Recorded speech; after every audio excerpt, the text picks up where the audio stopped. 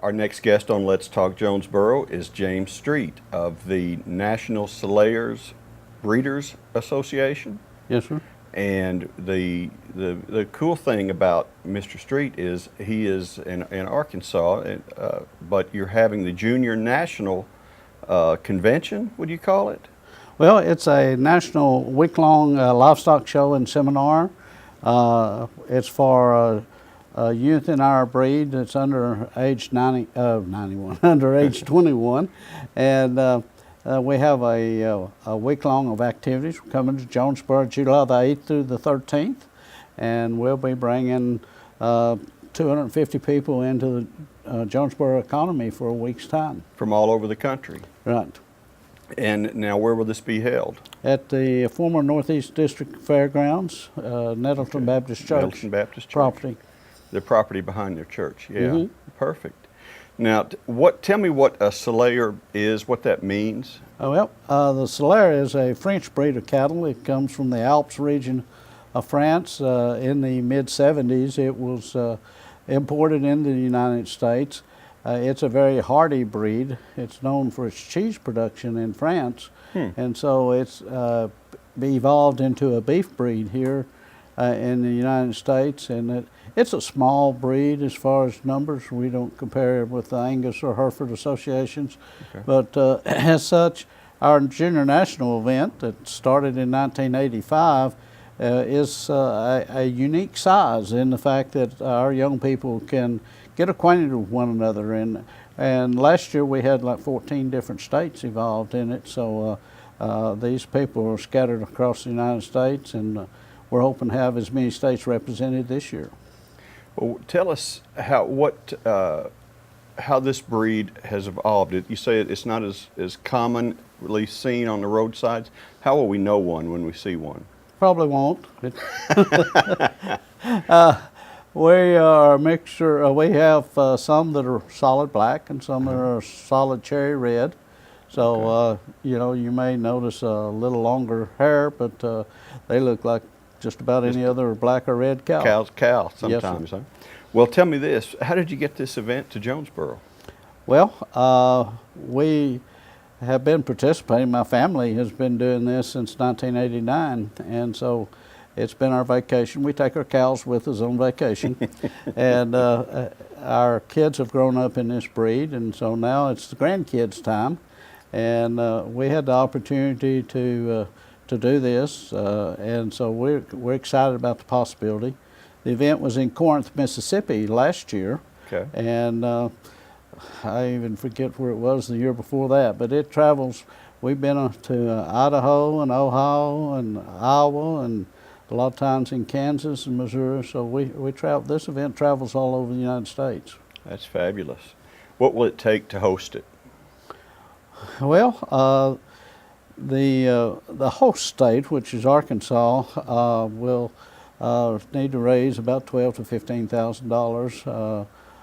The biggest item in that is a cost of the rental of the facilities.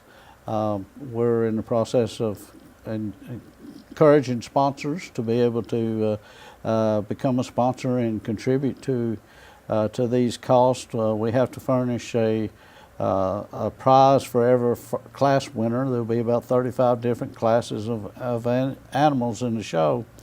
We also need to give every exhibitor a gift bag that's memorable of the location, and so these are this is the part of the host state. We have to have a banquet at the end of the event, and we have an opening ceremonies that'll be on Monday night, July the 8th, and I believe the start time's at 7 o'clock.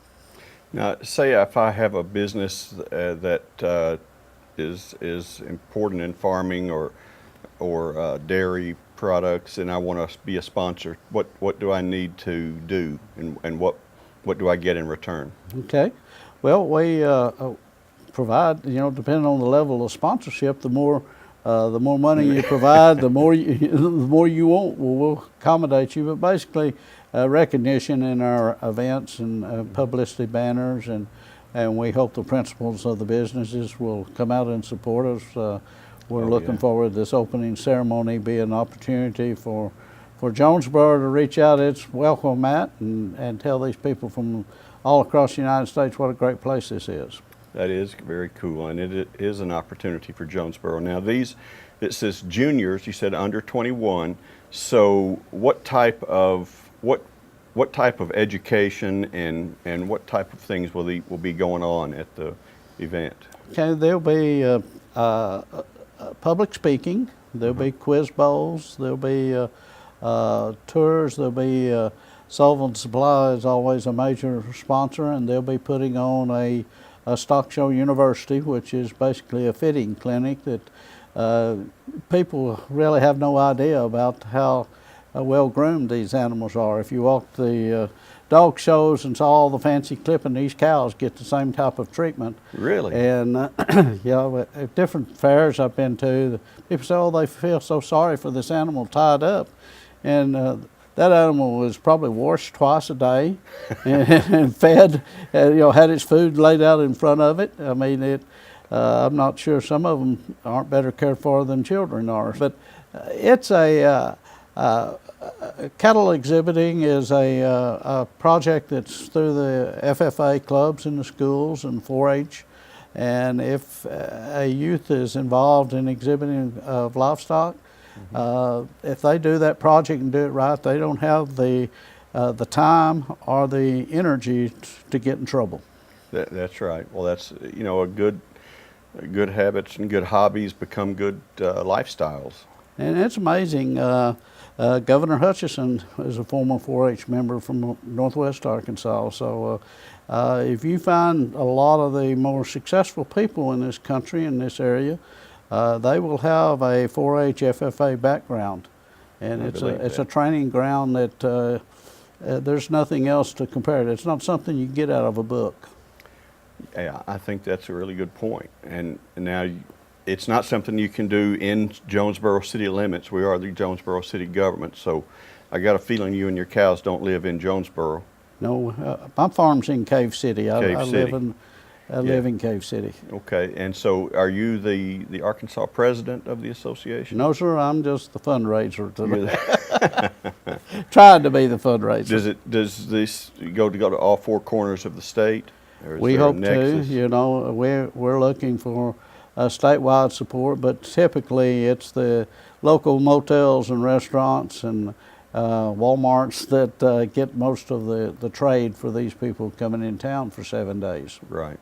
So I guess it will be young people, but they'll come with families in a lot of cases. That's correct. And so the education, what are you trying to, is it trying to create connections? Is it trying to create just an educational opportunities? What type of educations are they looking at? Well, building personal relationships as much as anything. Mm-hmm.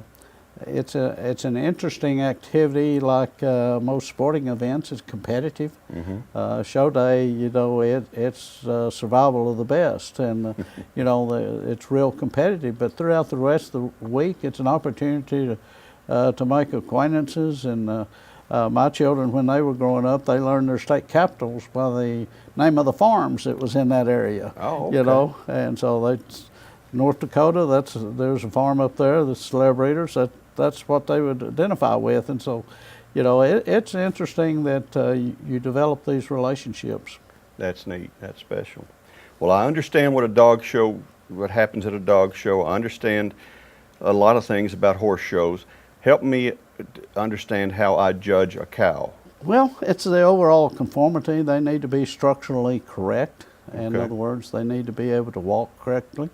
Any imperfections in their structural makeup and their skeleton causes them not to be able to walk and move. And so if they can't get around, then they can't be productive in the beef industry as far as being a cow out in the field that raises babies, that provides the food cycle for the steaks you find at the store.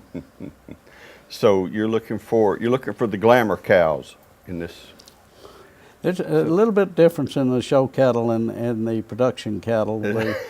You know, there's a difference in the beauty pageant participants and those that don't participate in beauty pageants. So there is the ideal show animal probably does not exist.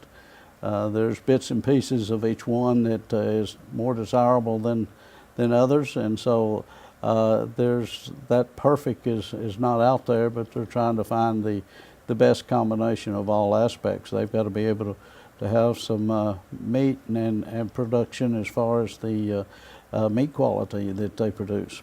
Very nice. The dates that the people will be in town?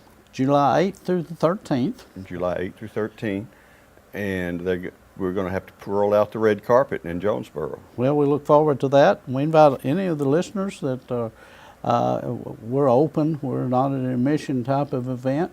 Our final show will be on Friday the 13th, which is not too far away from us now.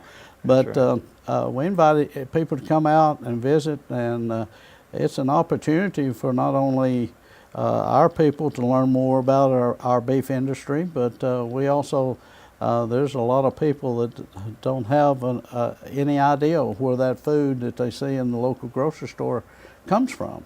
Right. And so, you know, there's an educational opportunity for the entire community, and that has a role to play in this as well. How can people get in contact with the Salayers of Arkansas, or get in touch with you guys to ask questions or to find out more about the convention? All right. My email address is streetcattle@gmail.com. My phone is 870-613-7463, and my mailing address is P.O. Box 517 in Cave City, Arkansas, 72521. Very nice, very nice. Well, that's the National Salayers Junior National Show. Junior National Show and Seminar. And seminar, and it's going to come to the former Craighead County Fairgrounds behind Nettleton Baptist Church, July 8th through 13th. That's correct. Mr. Street, thank you for visiting with us on Let's Talk Jonesboro. Thank you. Appreciate it. You bet.